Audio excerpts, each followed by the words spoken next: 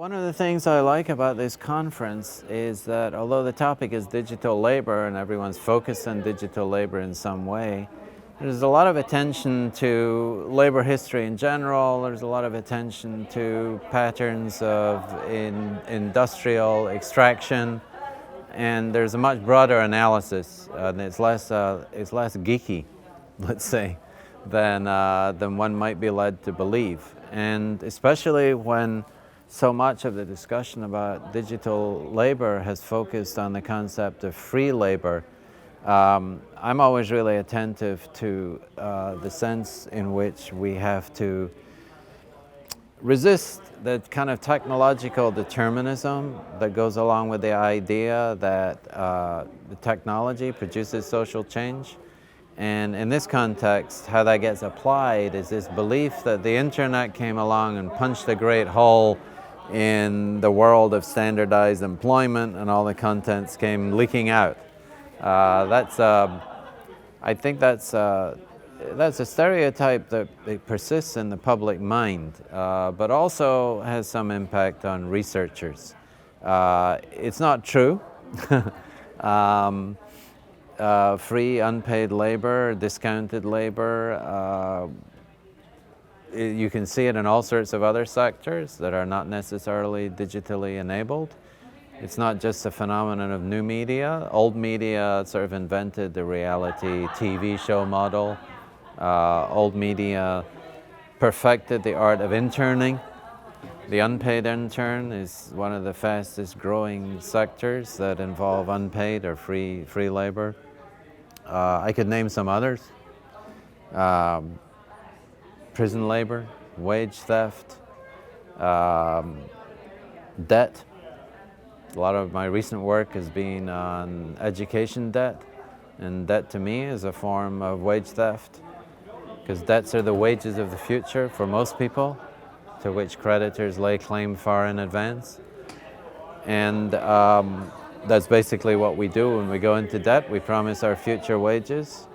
So a lot of these things fall outside of the purview of the digital realm.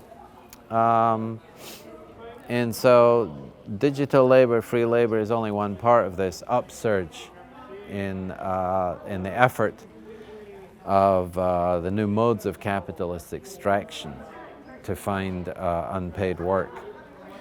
Now, the conversation that Sonora and I had at the conference this evening, we decided to have a conversation about work that we've been doing in disability, looking at labor history through the lens of disability, showing how at every point in labor history, the world of work has generated disability through injury and illness on the one hand, and how that is not is very much the case with the IT revolution, from hardware production, which has 3 or 4 times the average rates of illness as of any other industry, all the way to the other end of the life cycle of technologies, which is e-waste, breaking down and discarding the components of hardware.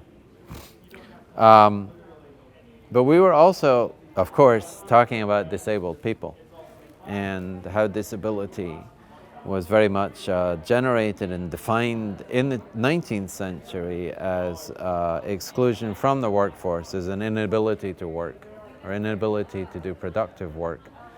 And when we got up to the present day, because our readings cover the whole history, when we got up to the present day, we were asking really how disabled people were interfacing with modes of digital work. Were they being specifically targeted by the new modes of digital capitalism? Has online access been beneficial or detrimental to disabled people? Has it generated employment? All sorts of questions we were asking. We didn't have answers for them because we're really just at a very preliminary phase of questioning. And there's very little research done on this topic. So we decided to present this evening to open up the topic and make it available to the community that's here, the community of researchers that's here, and we hope that some kind of program of research will be generated out of it, either for ourselves or for other people.